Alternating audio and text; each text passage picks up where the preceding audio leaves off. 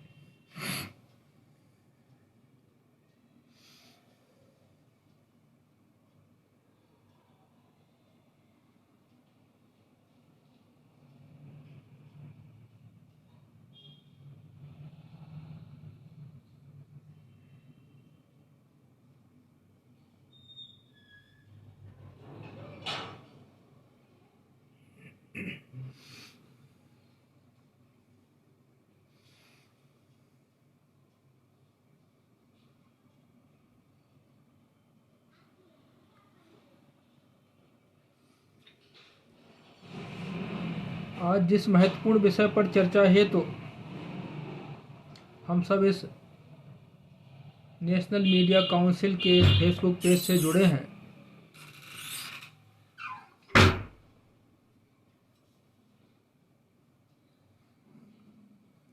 चर्चा का समय हो गया है।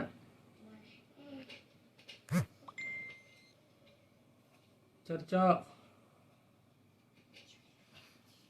आरंभ करते हैं। आज बड़ा ही महत्वपूर्ण विषय है जिस पे हमें चर्चा करनी है और ये विषय है पुलिस से जुड़ा हुआ विषय है।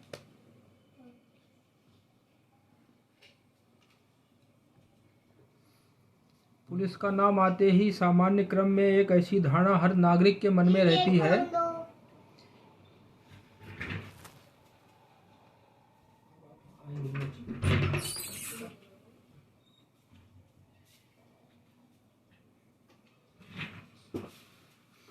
क्षमा चाहेंगे।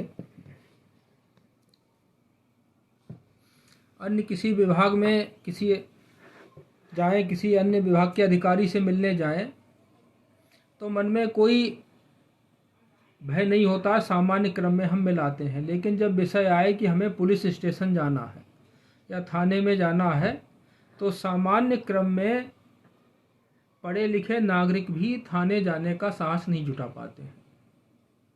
आखिर इसके पीछे कारण क्या है?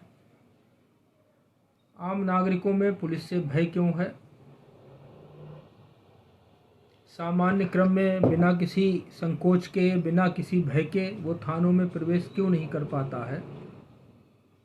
इसी से जुड़ा हुआ विषय है जिस पे आगे की चर्चा होगी, जिसको लेके तमाम समस्याएं पैदा होती हैं नागरिकों के समक्ष। हमारे देश में लोकतांत्रिक व्यवस्था है। भारतीय संविधान ने एक लोक कल्याणकारी राज्य की स्थापना की कल्पना की है।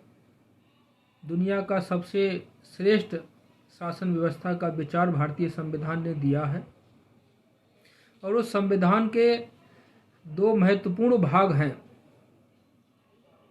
एक भारतीय संविधान का भाग 3 है जिसमें मूल अधिकारों की बात की गई है और संविधान का भाग 4 का है जिसमें मूल कर्तव्यों की बात की गई है। अधिकार का जो अध्याय है वो भारतीय संविधान में पहले है और उसके बाद जो अध्याय आता है वो मूल कर्तव्य का आता है।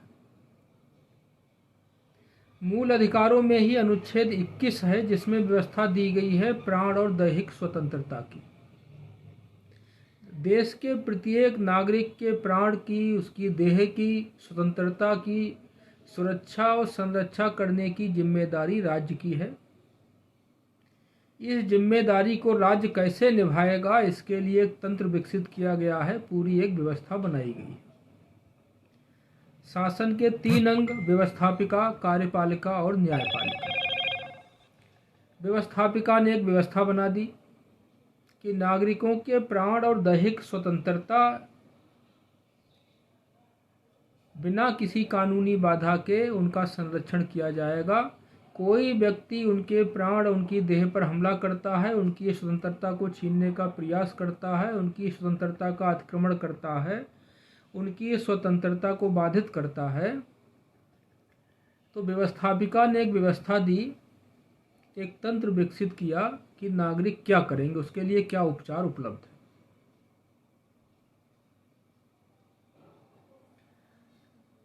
सभ्य समाज की कल्पना है हमारे यहाँ और सभ्य समाज में का जो लक्ष्य उद्देश्य है उसको प्रभावित करने का कार्य करता है अपराध कारित करने वाले व्यक्ति। जब कोई अपराध कारित होता, कोई घटना घटित होती है, किसी के प्राण और दैहिक स्वतंत्रता प्रभावित होती है, तब नागरिक क्या करे। दंड प्रक्रिया संहिता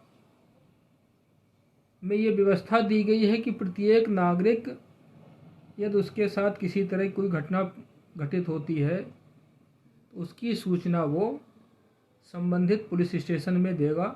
वहाँ उसकी सूचना वो पंजीकृत की जाएगी, जिसके लिए शब्द प्रयोग हुआ है प्रथम सूचना रिपोर्ट। संक्षेप में उसको हम कहते हैं FIR, फर्स्ट इंफॉर्मेशन रिपोर्ट। हमने थाने में सूचना दी, उस सूचना को थाने में पंजीकृत किया जाएगा, लेखबद्ध किया जाएगा। अगर मौखिक रूप से सूचना दी है तो थाने का जो भी भार साधक अधिकारी है, सक्षम अधिकारी है, वो उसे लेखबद्ध करेगा, शिकायतकर्ता के हस्ताक्षर कराएगा, बिना पढ़ा लिखा है तो अंगूठा लगवाएगा और उसकी एक प्रति शिकायतकर्ता को उपलब्ध कराएगा। ये बहुत सरल व्यवस्था एक दी हुई है कि आपने कोई भी सूचना थाने में दी है, वो सूचना पंजीकृत होगी। इसी व्यवस्था को और प्रभावी बनाने के लिए हमारे उच्चतम न्यायालय द्वारा समय समय पर दिशा निर्देश निर्गत किए गए हैं कि ये थानों का दायित्व है, पुलिस का दायित्व है, कोई भी सूचना आती है उसको वो अनिवार्य रूप से पंजीकृत करे। आज इस विषय पर हम चर्चा कर रहे हैं। चर्चा करने की आवश्यकता क्यों पड़ी? क्योंकि समाज में बड़े स्तर पर ये समस्या है कि प्रथम प्राथमिकी दर्ज कराना, अभियोग दर्ज कराना, FIR दर्ज कराना एक बड़ी कठिन समस्या है। जिस तरह की व्यवस्था है, जिस तरह की सरल व्यवस्था है, उतनी सरलता के साथ FIR दर्ज नहीं होती। माननीय उच्चतम न्यायालय के जो दिशा निर्देश हैं, उन दिशा निर्देशों के पश्चात भी सरलता के साथ प्राथमिकी दर्ज नहीं की जाती। व्यवस्था का क्रियान्वयन नहीं हो रहा है, व्यवस्था का अनुपालन नहीं हो रहा है। उसके पीछे 2 कारण हैं। पुलिस और नागरिकों के बीच एक बहुत बड़ी दूरी बनी हुई है।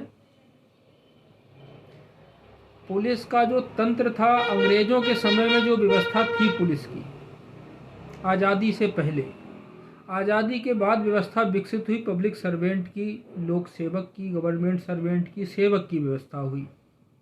आज़ादी से पहले जो व्यवस्था थी पुलिस की, जो पुलिस का आचरण था, जो व्यवहार था, जो उनकी कार्य पद्धति थी, आज़ादी के पश्चात भी उनका व्यवहार, कार्यप्रणाली, उनकी कार्य पद्धति वही है। अभी तक पुलिस उस आचरण को नहीं बदल सकी है।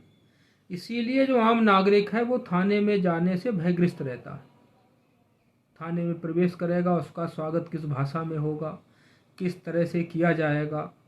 सामान्य क्रम में एक सभ्य नागरिक अगर थाने में जाए, तो तमाम नागरिक इस तरह की घटनाओं से आहत हुए हैं, जिस तरह का व्यवहार हुआ है, तो वो ये तय कर लेते हैं कि कोई घटना घट जाए वो थाने नहीं जाएंगे। पुलिस तंत्र में इस तरह के एक व्यवस्था परिवर्तन की आवश्यकता है कि एक व्यवस्था परिवर्तन हो। पुलिस के प्रति जो नागरिकों में भय का वातावरण हो, वो भय कैसे दूर हो,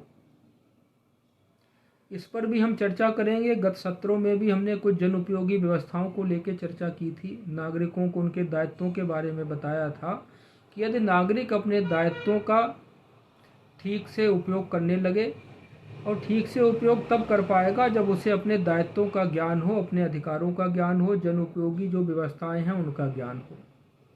ज्ञान के अभाव में हम शोषण का शिकार हो जाते हैं, अव्यवस्था का शिकार हो जाते हैं। इसलिए व्यवस्था का ज्ञान होना अत्यंत आवश्यक है।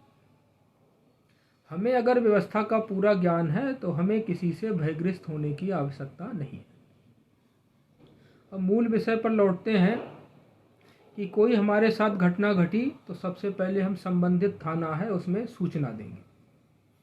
थाने की जिम्मेदारी है कि उस सूचना को पंजीकृत करेगा। वहाँ जो भी पुलिस अधिकारी है पंजीकृत करके उसकी एक प्रति आवेदक को उपलब्ध कराएगा। ये व्यवस्था है।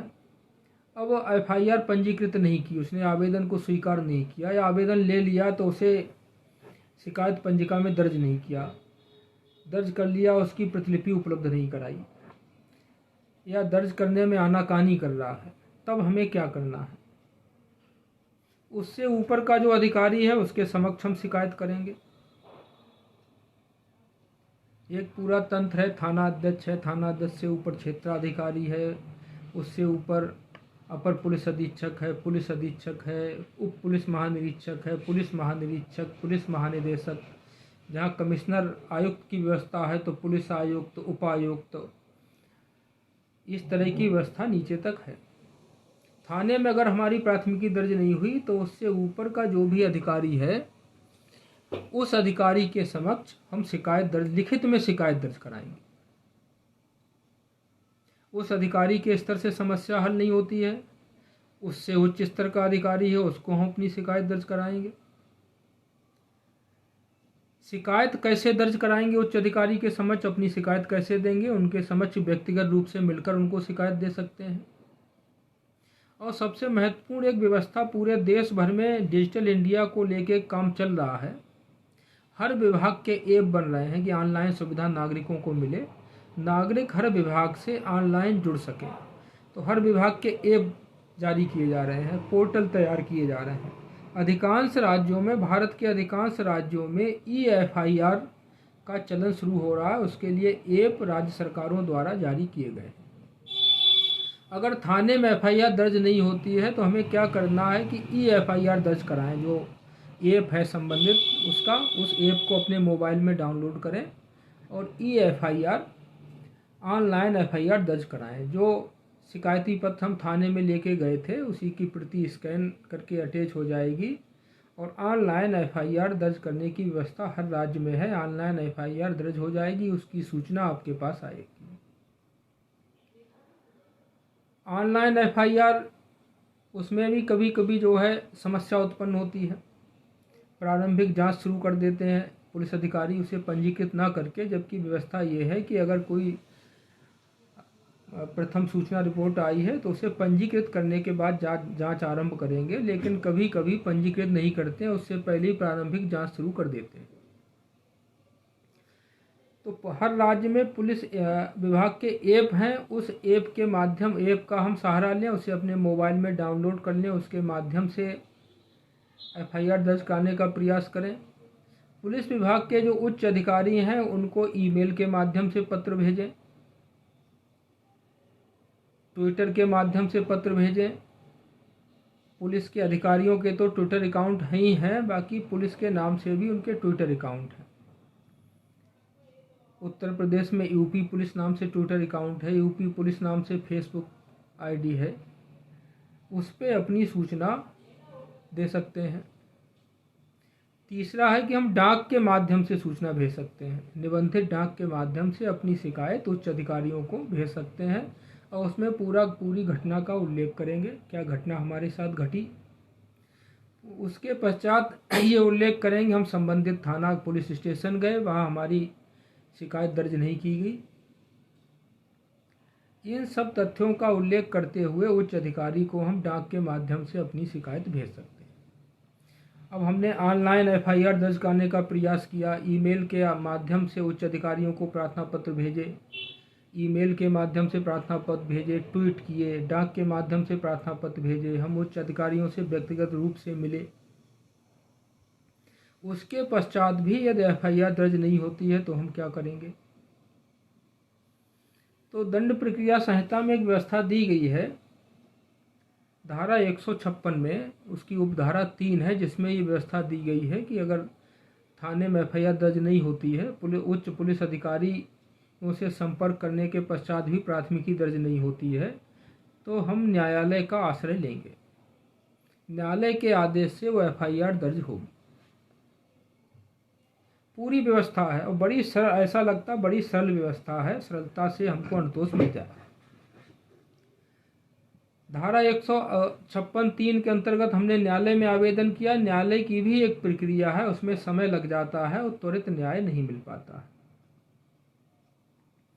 ये अनेक जटिलताएं हैं इस प्रक्रिया के क्रियान्वयन में। प्रक्रिया बहुत सरल है लेकिन इसके क्रियान्वयन में जटिलताएं पैदा कर दी गई हैं।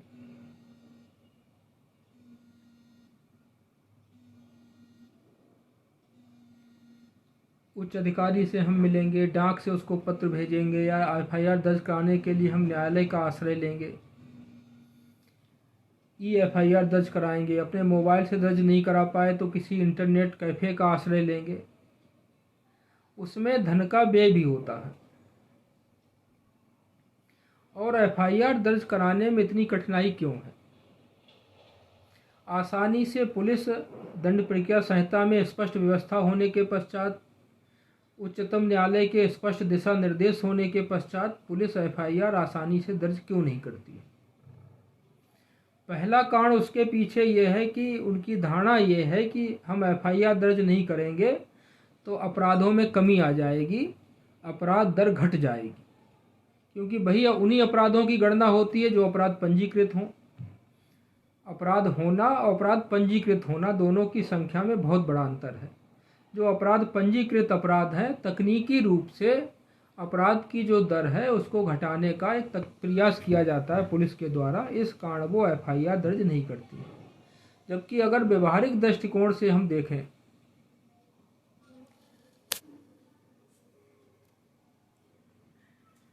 यदि कोई भी सूचना था पुलिस स्टेशन में आती है, व्यवस्था ये भी है कि हम फ़ोन से भी सूचना देंगे, उस पर भी एफआईआर दर्ज होगी, नहीं होती है।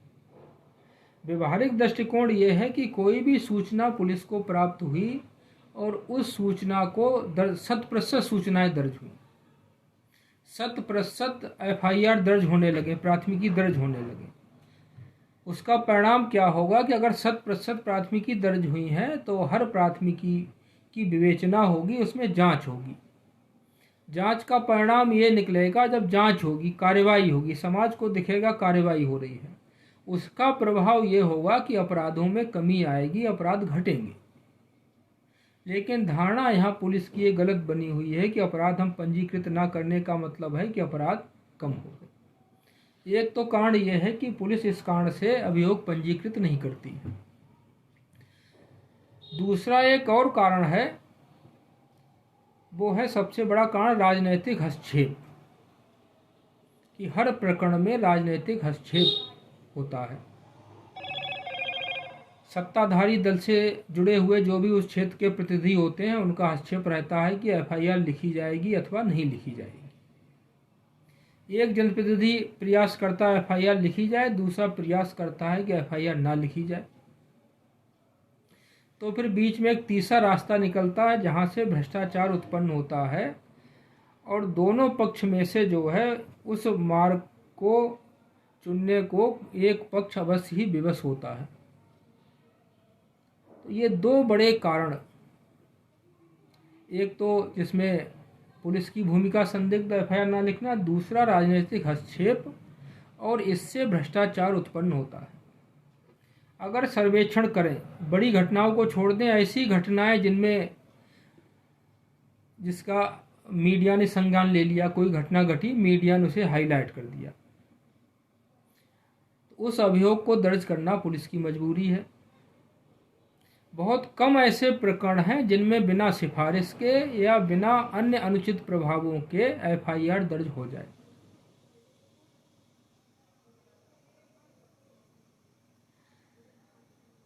ये सब सरल व्यवस्था सरल कैसे बने?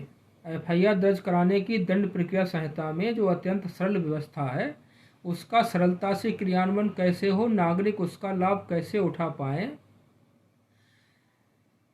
इसके लिए हमें क्या करना है? आज जितने नागरिक इस चर्चा में जुड़े हुए हैं, भाग ले रहे हैं, वो सब चेतनावान नागरिक हैं, जागरूक नागरिक हैं, प्रबुद्ध नागरिक हैं, और ऐसे नागरिक हैं जिनको ये चिंता है कि इस देश की जो व्यवस्था है उस व्यवस्था का सही से क्रियान्वयन हो। आपको चिंता है व्यवस्था की, उस व्यवस्था को सही रूप से क्रियान्वित करने की जिम्मेदारी आप लोगों की भी है। जो पीड़ित व्यक्ति है वो तो अपनी पीड़ा उठाएगा ही उठाएगा। उस पीड़ित व्यक्ति की पीड़ा आगे ना बढ़े, उस पीड़ित व्यक्ति का आगे शोषण ना हो, चाहे वो पुलिस के माध्यम से हो, राजनीतिक हस्तक्षेप से हो, इसके लिए आवश्यकता है सांगठनिक रूप से कार्य करने की। लोकतांत्रिक व्यवस्था में राजनीतिक दल अपने हित साधन के लिए कार्य करते हैं, वो कार्य करते हैं जिनसे उनके मतों में वृद्धि हो या वो सत्ता प्राप्ति कैसे कर सके। लेकिन जो सामाजिक संगठन है, सामाजिक कार्यकर्ता है, सोशल एक्टिविस्ट हैं, उनकी ये नैतिक जिम्मेदारी बनती है, वो ना ही सरकार के समर्थक होते हैं, ना ही वो सरकार के विरोधी होते हैं। वो हर अच्छे कार्य के समर्थक होते हैं और हर गलत निर्णय के विरोधी होते हैं। निरपेक्ष भाव से सामाजिक संगठनों के माध्यम से व्यवस्था को सरलीकृत करने का हमें प्रयास करना पड़ेगा। नेशनल मीडिया काउंसिल के द्वारा इस तरह के जो कार्यक्रम निरंतर आयोजित किए जा रहे हैं, विभिन्न जन उपयोगी विषयों पर चर्चा के कार्यक्रम रखे जा रहे हैं। आज का जो एफआईआर से संबंधित विषय है, इस देश का हर नागरिक इस विषय से प्रभावित है, जुड़ा हुआ है। अगर किसी की एफआईआर थाने में लिखी गई और उससे पूछा जाए कि उसकी एफआईआर, वो सीधे सीधे थाने गया, उसकी एफआईआर लिख ली गई, वो पूरी बात नहीं बताएगा कि उसकी एफआईआर कैसे दर्ज हुई, सिफारिश से दर्ज हुई या किन्हीं अन्य कारणों से दर्ज हुई। सिफारिश की व्यवस्था खत्म हो, जो अन्य कारण हो वो खत्म हो, सीधे सीधे एफआईआर दर्ज हो। इसके लिए आवश्यक है कि हम सब सामाजिक कार्यकर्ता सामाजिक संगठनों के माध्यम से ये विषय उठाएं कि थाने में हम कोई भी आवेदन दे के जाते हैं, पंजीकृत करने के बाद हमें कॉपी ना मिले, बल्कि वो आवेदन हमने थाने में दिया उसकी प्राप्ति रसीद हमें मिले, उसकी हमें पावती मिले।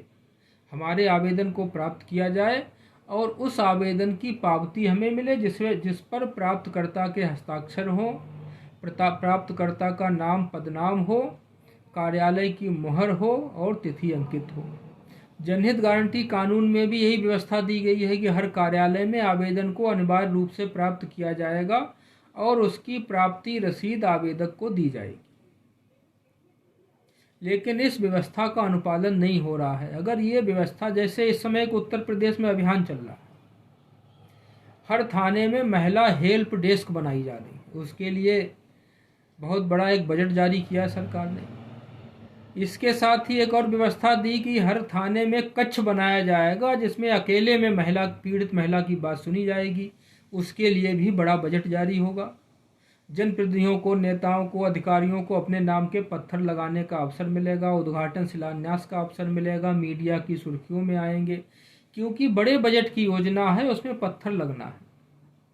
अब इसमें जीरो बजट की योजना क्या हो सकती है? कि थाने के प्रवेश द्वार पर एक कर्मचारी को बैठा दिया जाए कि वो हर आने वाले व्यक्ति से उसकी बात सुनेगा, उसका आवेदन है उसको प्राप्त करेगा, उसकी प्राप्ति रसीद आवेदक को देगा। ये 0 बजट का कार्य है, तो इस कार्य में ना तो शासन रुचि लेगा ना प्रशासन रुचि लेगा, क्योंकि बड़े बजट की योजनाएं हैं तो उनमें बड़े कमीशन की भी व्यवस्था रहती है। तो ये सब नैतिक दायित्व तो हम सबका है कि दंड प्रक्रिया संहिता में धारा 154 में जो FIR की व्यवस्था है उससे हम आम नागरिकों को परिचित कराएं। धारा 154 में क्या व्यवस्था है, धारा 155 में क्या व्यवस्था है, धारा 156 में क्या व्यवस्था है, धारा 157 में क्या व्यवस्था है। अगर FIR दर्ज हो गई उसके बाद की प्रक्रिया क्या है, पुलिस क्या कार्रवाई करेगी, उस कार्रवाई से पीड़ित को या आवेदक को कैसे सूचना दी जाएगी, आवेदक या पीड़ित को प्रगति कैसे पता चलेगी,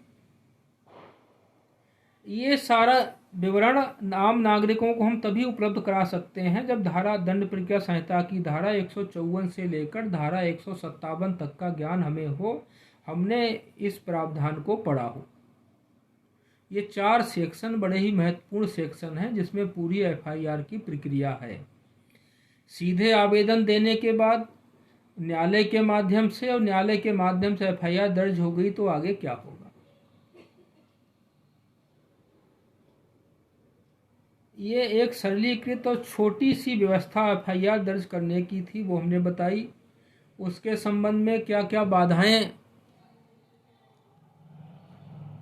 खड़ी की जाती हैं जिम्मेदार अधिकारियों द्वारा, उनके बारे में हमने बताया।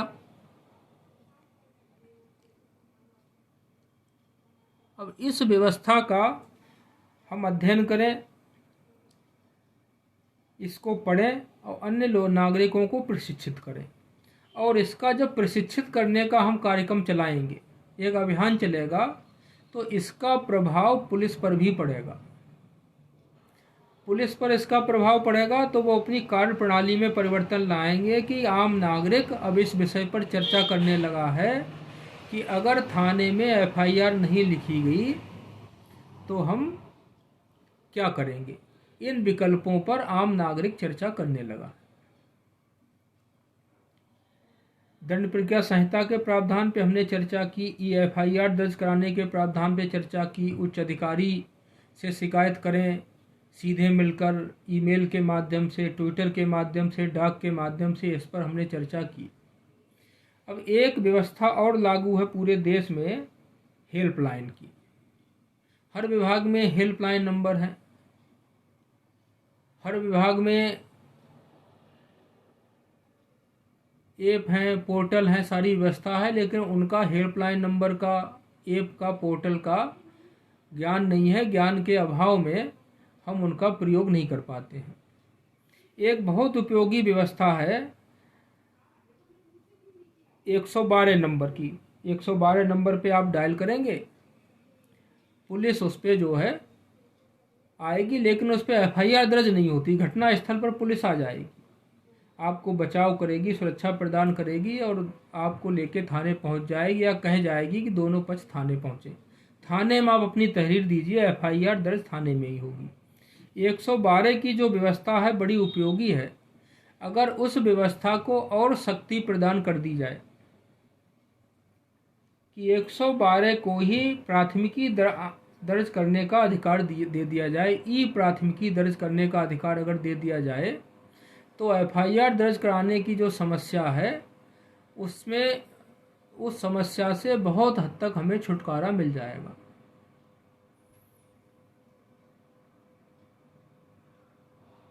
अब कई यहाँ पे प्रश्न आ रहे हैं। एक प्रश्न आया कि NCR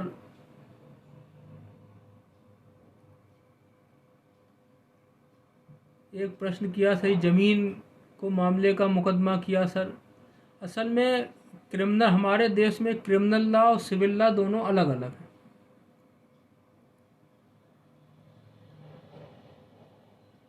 एक प्रश्न यह आया 156(3) के बाद भी मुकदमा पंजीकृत ना हो तो आगे क्या करें। 156(3) में तो मुकदमा पंजीकृत होगा ही होगा, 100% मुकदमा पंजीकृत होगा। न्यायालय का आदेश होगा और न्यायालय के आदेश के अनुपालन में संबंधित पुलिस स्टेशन में एफआईआर पंजीकृत की जाएगी, उसकी सूचना संबंधित न्यायालय को दी जाएगी। लेकिन आगे विवेचना में पुलिस क्या करेगी वो अलग विषय है। 156(3) के अंतर्गत जितनी भी एफआईआर दर्ज होती हैं उन अधिकांश मामलों में ये देखा गया है कि पुलिस एफआईआर लगा देती है, फाइनल रिपोर्ट लगा देती है। वो कहते हैं आप न्यायालय का आदेश एफआईआर दर्ज करा दो, विवेचना हमें करनी है। अधिकांश मामलों में वो एफआईआर लगा देते हैं। न्यायपालिका को कमजोर करने का कार्य है ये।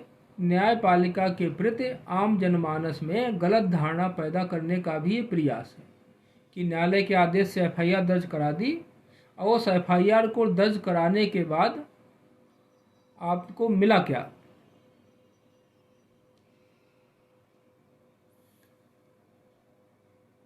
तो जितने भी अपराध हैं हमारे देश में उन सारे अपराधों को भारतीय दंड संहिता में परिभाषित किया गया है। भारतीय दंड संहिता में उनके दंड की व्यवस्था की गई है कि किस अपराध के लिए दंड क्या है, और उसकी प्रक्रिया के लिए पूरी व्यवस्था दंड प्रक्रिया संहिता में है।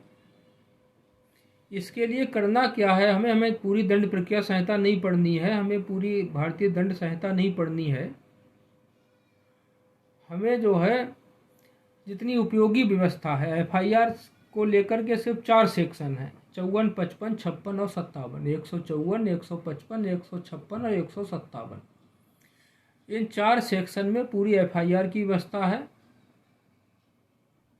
इन 4 सेक्शन को हम पढ़ लें ठीक से। और जो हमने एक विषय बताया, महत्वपूर्ण विषय, कि हम थाने में गए एफआईआर नहीं लिखी गई, उच्च अधिकारियों से मिले एफआईआर नहीं लिखी गई, विभिन्न माध्यमों से भी अन्य उच्च अधिकारियों को हमने शिकायतें भेजी, एफआईआर नहीं लिखी गई। न्यायालय के माध्यम से एफआईआर दर्ज कराते हैं, उसमें भी समय लग जाता है। तो उसका एक तरीका है, वो सबसे सरल तरीका है, सामाजिक संगठन का आश्रय लेकर हम एफआईआर दर्ज कराने का प्रयास करें। सामाजिक संगठन उसका एक शिष्टमंडल, हम एक ग्रुप बनाकर काम करें हर जगह।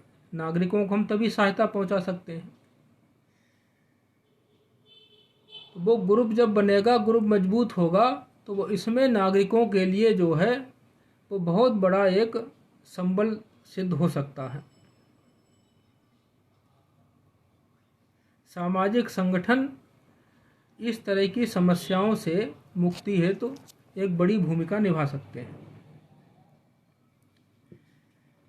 कुछ कानूनों की सरलीकृत पुस्तकें भी बुक स्टॉलों पर उपलब्ध हैं, जिनमें महत्वपूर्ण कानून दिए होते हैं, उनका उल्लेख होता है। उन्हें पढ़ें, उन्हें अपनी डायरी में नोट करें। ये जितने माध्यम बताए, इनसे एफआईआर दर्ज नहीं होती है तो सरकार के पोर्टल हैं, जन सुनवाई पोर्टल है, उसका भी हम आश्रय ले सकते हैं। प्रधानमंत्री का माई ग्रीवांस पोर्टल है, उसका भी हम आश्रय ले सकते हैं। उस पोर्टल के माध्यम से भी हम अपनी शिकायत दर्ज करा सकते हैं और वो शिकायत संबंधित पुलिस स्टेशन को ही भेजी जाएगी। इसके लिए सामाजिक संगठन के माध्यम से नेशनल मीडिया काउंसिल के मंच से हम लोग ये आवाज़ उठा सकते हैं कि जिस तरह महिला हेल्प डेस्क हर थाने में स्थापित हो रही है, इसी तरह एक नागरिक हेल्प डेस्क भी हर थाने में स्थापित हो, थाने के द्वार पर ही हो वो, जहाँ से नागरिक को पूरी जानकारी मिले, नागरिक के आवेदन वहाँ प्राप्त किए जाएं। ये व्यवस्था परिवर्तन की बात नहीं है, व्यवस्था के क्रियान्वयन के लिए आवश्यक है। ये जो व्यवस्था बनी हुई है बहुत अच्छी व्यवस्था है, उपयोगी व्यवस्था है, सरल व्यवस्था है। उस व्यवस्था का क्रियान्वयन सरल रूप से कैसे हो, उसके लिए हम सबको ये मांग उठानी पड़ेगी। अब एक विषय आता है जो सबसे महत्वपूर्ण विषय है कि एफआईआर क्या होती है। यहाँ से हमने अपना विषय शुरू किया कि हमने थाने में शिकायत पत्र दिया, सूचना दी, एफआईआर दर्ज कराने की बात की, दर्ज ना हो तो क्या करें। लेकिन एफआईआर क्या होती है, हम उसमें क्या क्या तथ्य होने चाहिए जिसके आधार पर हमें न्याय मिल सके, हमारी समस्या का समाधान हो सके। तो उसके लिए भी पूरी एक प्रक्रिया है कि हमारे साथ जो घटना घटित हुई है उस पूरी घटना का विवरण प्रार्थना पत्र में हम कैसे अंकित करेंगे। सबसे पहले यह है कि हम जो शिकायत दर्ज कराने जा रहे हैं उसमें हम चाहते क्या हैं, ये स्पष्ट होना चाहिए कि हमारी अपेक्षा क्या है। उसके बाद ये है कि हम किस क्षमता में ये शिकायत कर रहे हैं, हम कौन हैं।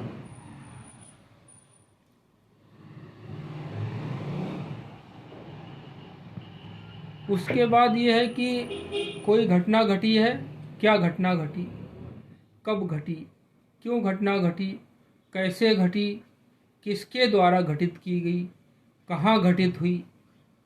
ये जितने भी प्रश्नवाचक शब्द हैं, क्या, क्यों, कहाँ, कैसे, कब, कौन, इन सारे प्रश्नवाचक शब्दों का प्रयोग एफआईआर में हमें करना है। और इन सब प्रश्नों के उत्तर हमने लिख दिए तो वो एक सही एफआईआर हो जाती है। उसमें पूरा विवरण प्रार्थना पत्र के अंतर्गत आ जाता है। कोई तथ्य छूट गया तो जो हमने अनुतोष चाहा है वो आवश्यक नहीं हमें मिल पाए, जांच गलत दिशा में हो जाएगी। कोई भी तथ्य छूटना नहीं चाहिए, सारे तथ्य ठीक से हम लिखेंगे। हमें लिखना पढ़ना नहीं आता ऐसा नागरिक है जो लिखने पढ़ने में असमर्थ है, तो वो मौखिक रूप से बताएगा, उसे लिखा जाएगा। अब अपराध भी दो तरह के अपराध हैं कि जिसमें एक वो अपराध जिसमें पुलिस तुरंत कार्रवाई करेगी, एक वो अपराध है जिसमें आवश्यक नहीं है कि पुलिस कार्रवाई करे। उसके लिए दो शब्द आते हैं, संज्ञेय और असंज्ञेय, कॉग्निजेबल और नॉन कॉग्निजेबल। कॉग्निजेबल ऑफेंस जो है, संज्ञेय अपराध हैं, उनमें पुलिस सीधे तुरंत कार्रवाई कर सकती है। असंज्ञेय अपराध जो नॉन कॉग्निजेबल अपराध हैं, उनमें जो है पुलिस अपराध को पंजीकृत कर लेगी लेकिन कार्रवाई नहीं करेगी। कार्रवाई करने के लिए धारा 155 में व्यवस्था दी गई है कि वो संबंधित मजिस्ट्रेट से इस संबंध में अनुमति के पश्चात ही कार्रवाई करेगी। जो बड़ी घटनाएं हैं संज्ञेय अपराध के अंतर्गत आती हैं, छोटी मोटी घटनाएं हैं, कहासुनी की घटनाएं हैं, वो घटनाएं असंज्ञेय अपराधों के अंतर्गत आती हैं।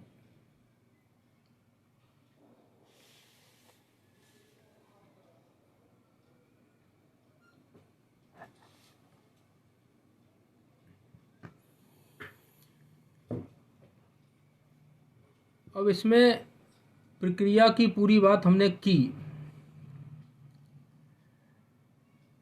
लेकिन इसमें जो तीन बड़ी चीज़ें हैं जो हमको सबके अंदर जो है वो होनी चाहिए। एफआईआर दर्ज कराने में जो व्यवहारिक कठिनाइयां हैं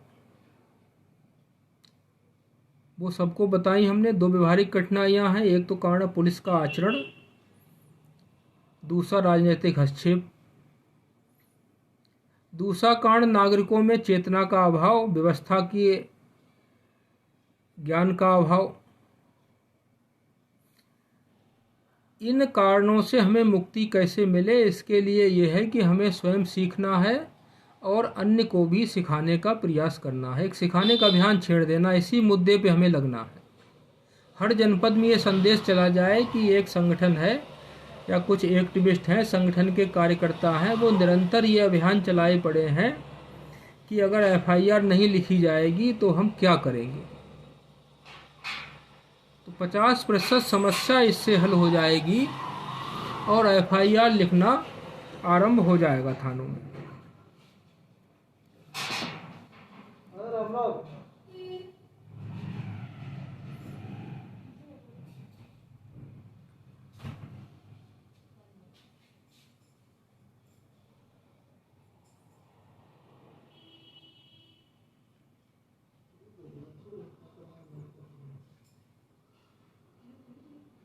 कई लोगों के कुछ प्रश्न भी आ रहे हैं।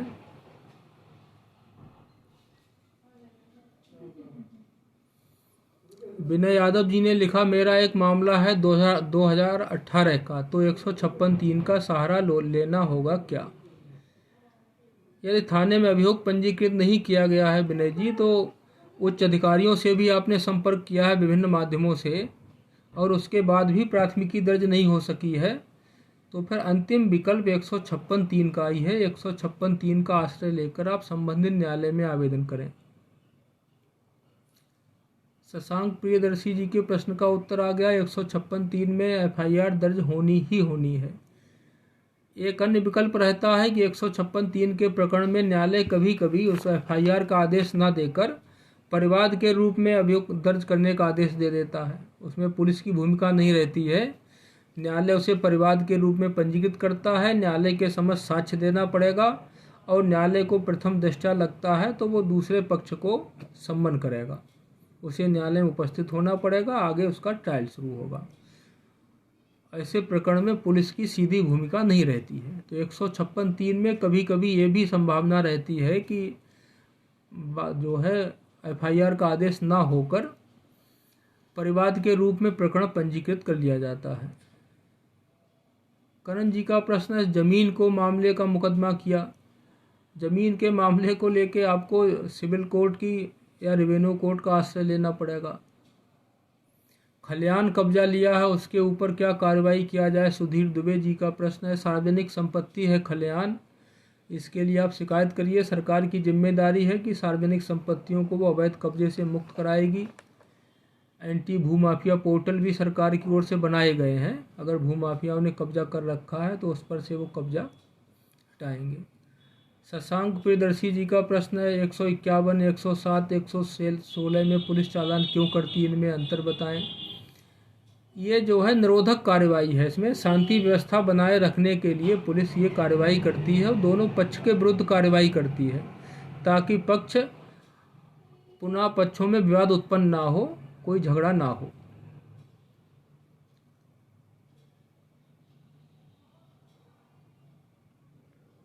ये 112 के संबंध में किया। 112 की क्या भूमिका है, सीमित भूमिका है, वो भी बता दी। एनसीआर क्या होता है, नॉन कॉग्निजेबल रिपोर्ट हो गई है। संज्ञेय असंज्ञेय अपराध के बारे में बताया। असंज्ञेय अपराध जिसमें पुलिस स्वयं कार्रवाई नहीं कर सकती, संबंधित मजिस्ट्रेट के हस्तक्षेप आदेश पर ही वो कार्रवाई करेगी।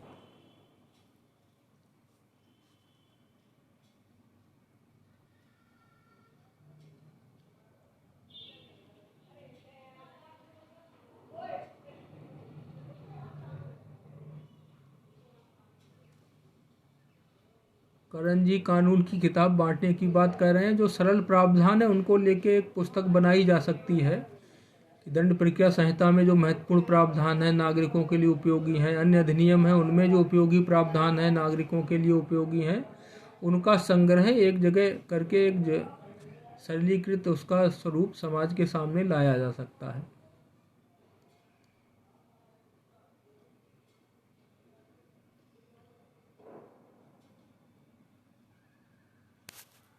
करण जी ने एक प्रश्न लिख दिया, पता नहीं क्या सर जी, जो शादी किया तो सर उसके लड़का किया, उसके शादी लड़की किया तो लड़की शादी किया, लड़की विदाई नहीं किया। उनका प्रश्न स्पष्ट नहीं है, समझ में नहीं आ रहा।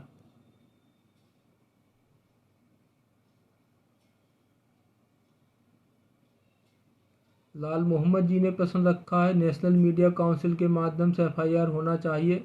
नेशनल मीडिया काउंसिल एफआईआर दर्ज नहीं कराएगी। एफआईआर आप कैसे दर्ज कराएंगे, उसमें सहयोग कर सकती है, आपके पत्र को उचित जगह भेजा जा सकता है। बाकी एफआईआर तो जो पीड़ित व्यक्ति है उसी को करानी पड़ेगी। करण जी ने बुक का नाम पूछा, दंड प्रक्रिया संहिता है, गूगल पर उपलब्ध है। उसमें धारा 154 से लेकर 157 तक आप उसका अध्ययन कर लें।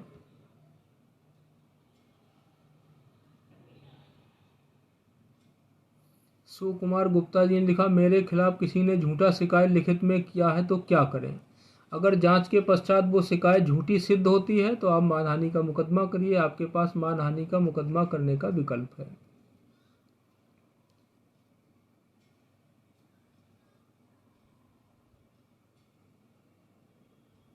मटके मकान की कब्जा मुक्ति का प्रावधान। तो संपत्ति संबंधी प्रकरण है वो सिविल नेचर के हैं, वो क्रिमिनल उसमें नहीं आते हैं। और एफआईआर उनका उपचार नहीं है, एफआईआर उनका विकल्प भी नहीं है। तो सिविल लॉ और क्रिमिनल लॉ दोनों अलग अलग हैं। आज हम जो चर्चा कर रहे हैं वो क्रिमिनल लॉ भी एक बहुत बड़ा विषय है। उसमें एक अध्याय एफआईआर का है जहाँ से शुरुआत होती है। तो उस एफआईआर पर चर्चा आज हम कर रहे हैं। संपत्ति से जुड़े हुए जो प्रकरण हैं उससे संबंधित कई लोगों ने विषय उठाए हैं, उसके लिए सिविल लॉ है, उसमें सिविल कोर्ट का आश्रय लें। अन्य किसी का कोई प्रश्न हो इस विषय पर तो वो अपना प्रश्न रख सकता है।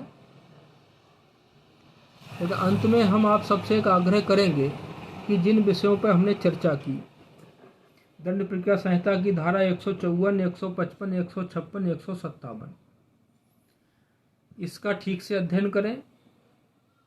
जो पुलिस अधिकारी हैं उनकी ईमेल आईडी, उनकी ट्विटर आईडी,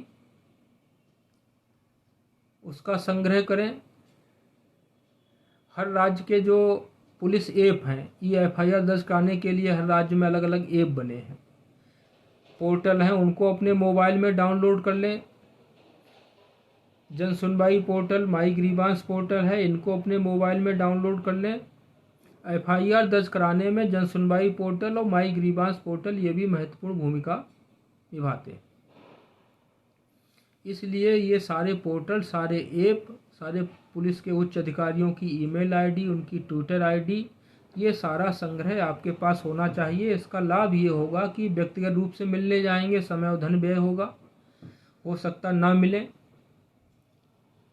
डाक के माध्यम से आवेदन भेजेंगे, डाक का व्यय होगा।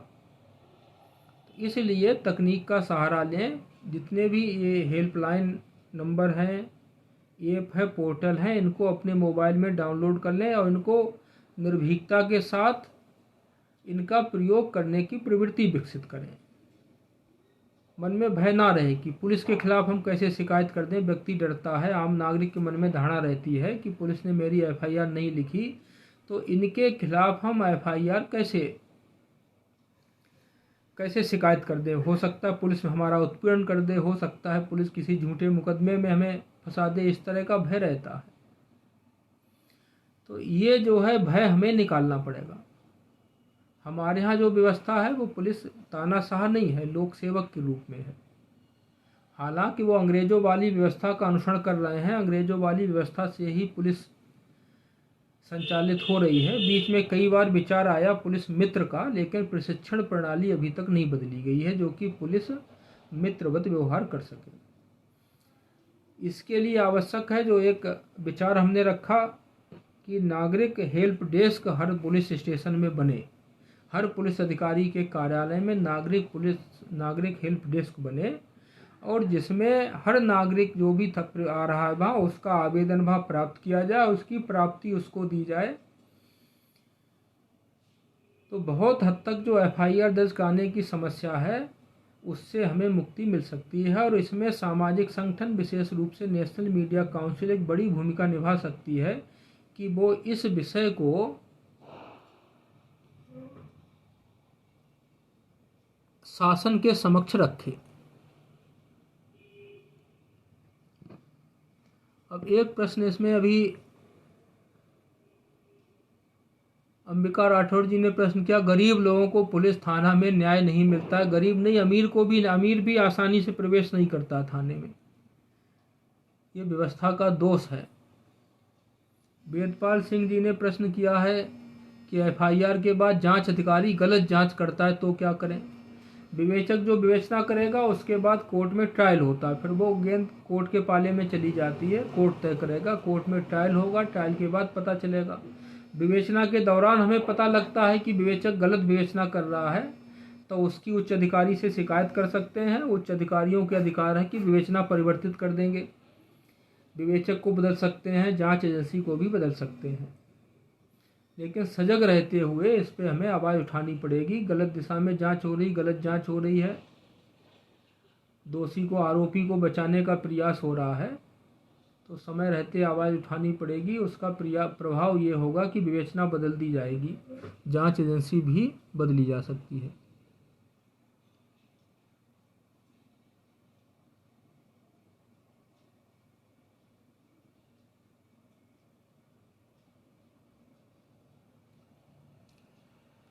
जो करण जी ने विषय रखा है कि मोबाइल पुलिस ऐप जो है, ऐप स्टोर जो है गूगल का, उस पर ये ऐप उपलब्ध हैं अलग अलग राज्य के। जैसे यूपी में है तो यूपी काप है, यूपी COP, दिल्ली का अलग है, हर राज्य का अलग अलग ऐप है। और वो जो ऐप स्टोर में उपलब्ध है, अलग से उसका लिंक भेजने की आवश्यकता नहीं है, अगर उस पर आप सर्च करेंगे तो मिल जाएगा। फिर भी आवश्यकता होगी तो लिंक उपलब्ध करा दिया जाएगा। एक बार आप प्रयास करें कि ऐप स्टोर में जाके उसे सर्च करें।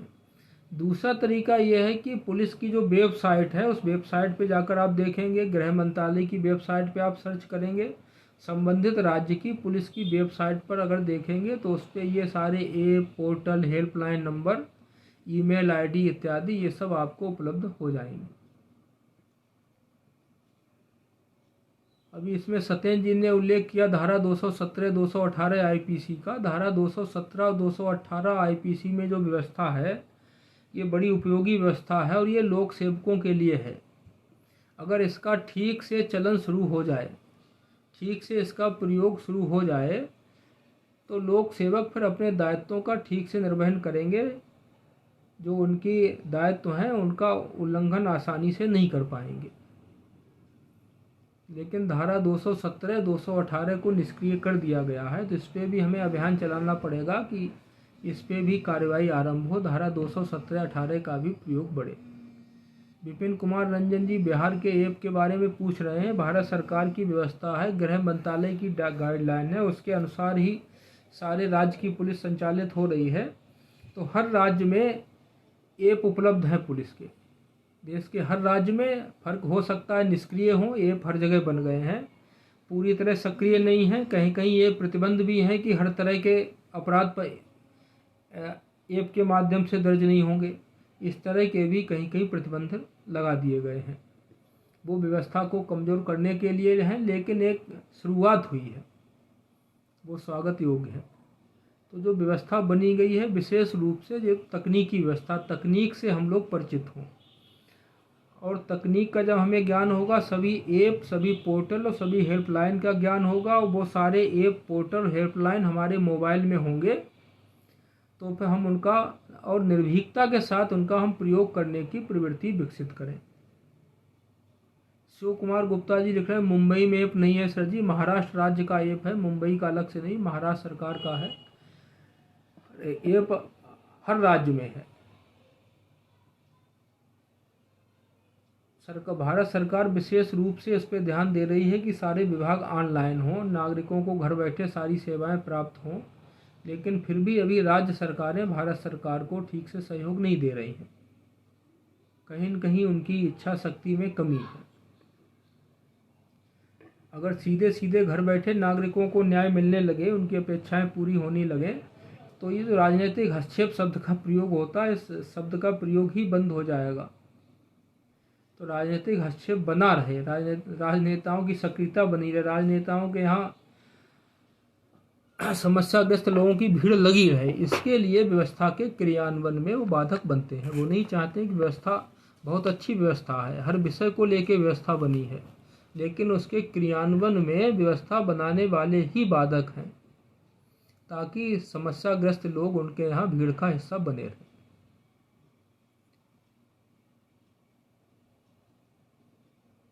बाकी हमें लगता है इससे जुड़े हुए जितने बिंदु थे उन सारे विषयों पर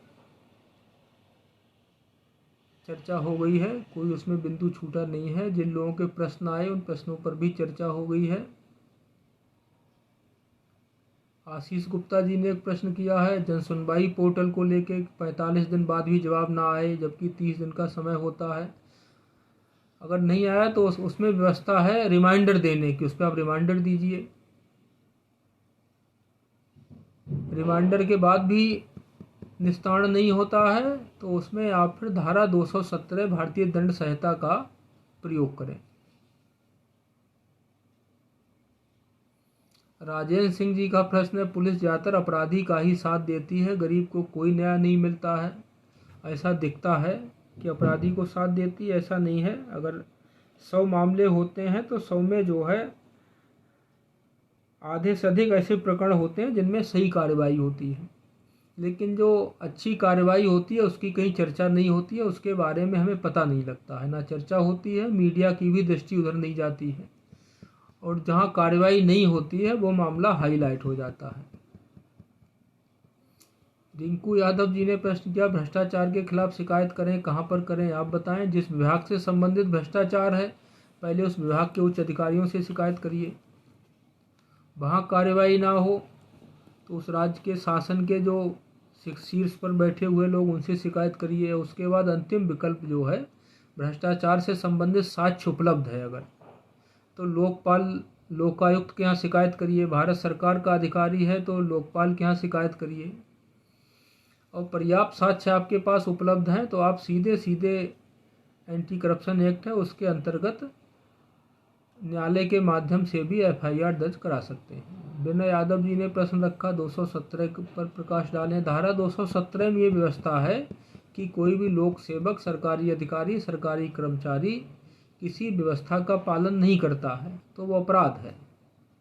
व्यवस्था से आशय कोई शासनादेश है, निर्देश है, सर्कुलर है, कोई अधिनियम है, कोई भी व्यवस्था है, उसका अगर वो उल्लंघन करता है, उसका पालन नहीं करता है तो धारा 217 के अंतर्गत अपराध है, उसके विरुद्ध एफआईआर होगी।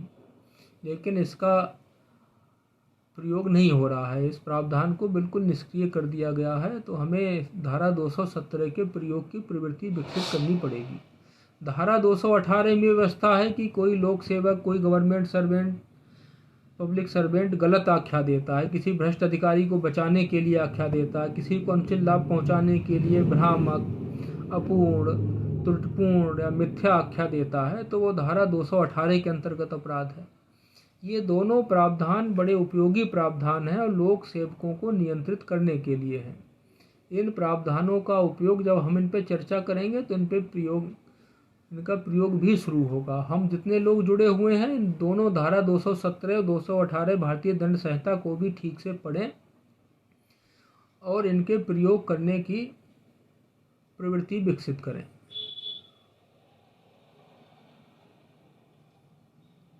तो विषय से हटके प्रश्न आने लगे हैं तमाम। आज का विषय ये था कि एफआईआर कैसे दर्ज कराएं, दर्ज ना हो तो हम क्या हमारे पास विकल्प हैं जिनका हम आश्रय ले सकते हैं। अब एक प्रश्न आ गया रिंकू जी का कि आय से अधिक संपत्ति पर क्या करें, भ्रष्टाचार का प्रकरण है। अभी बताया लोकायुक्त, लोकपाल इनके समक्ष शिकायत करें और सीधे भी एफआईआर दर्ज करा सकते हैं। लड़की माता पिता को छोड़कर चली जाती, अपनी मर्जी शादी कर लेती तो उसे वापस लाने के लिए क्या प्रावधान? अगर वो वयस्क है तो कोई प्रावधान नहीं है, अवयस्क है तो निश्चित रूप से कानून मदद करेगा आपकी।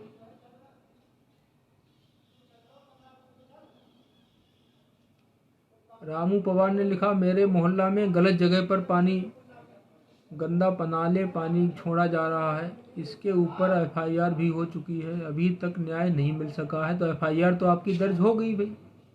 अब एफआईआर के बाद विषय विवेचना का है और विवेचना के पश्चात कोर्ट द्वारा ट्रायल का है। इसमें आप धारा 133 के अंतर्गत भी कार्रवाई कर सकते हैं। 100 दंड प्रक्रिया संहिता में धारा 133 है, उसका भी आश्रय ले सकते हैं। बाकी हमें लगता है कि जो आज का विषय था, महत्वपूर्ण विषय था, उस पर पर्याप्त चर्चा हो चुकी है। जो प्रश्न लोगों के आए उन पर भी चर्चा हो गई है और जो चर्चा हुई है उससे निश्चित रूप से आप लोग लाभान्वित होंगे, अन्य लोगों को लाभान्वित करने का प्रयास करेंगे। इसी के साथ आप सबका बहुत बहुत धन्यवाद, बहुत बहुत आभार। आगे फिर नेशनल मीडिया काउंसिल की ओर से अन्य किसी महत्वपूर्ण विषय पर चर्चा करने का अवसर मिलेगा तो आप सबसे फिर भेंट होगी, आप सबके समक्ष फिर उपस्थित होंगे। इसी के साथ सबका नमस्कार, बहुत बहुत धन्यवाद।